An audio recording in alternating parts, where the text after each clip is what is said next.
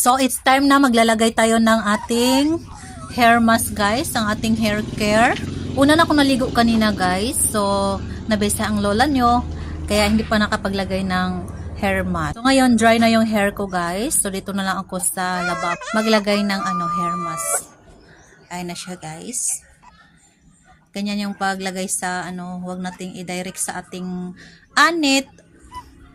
Ayan, direct siya sa hair talaga, guys. Para hindi tayo mag-scalp. So, ayan na siya, guys. Nilalagyan ko na siya, guys, ang aking hair ng napakaganda ng hair mask. Sobrang ganda ng hair mask na to, guys. Sobrang lambot ng hair ko. Maglagay tayo nito, guys, is 10 to 15 minutes, guys.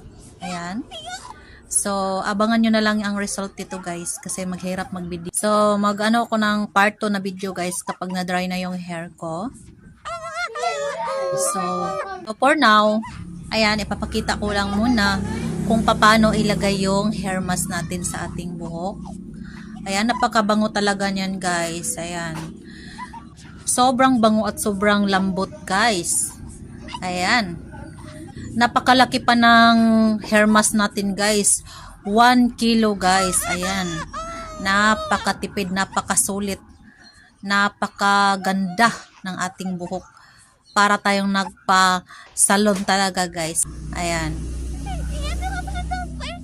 Pag-alaga yan sa ating buhok na kikintab yung hair natin at babango tayo. Ayan.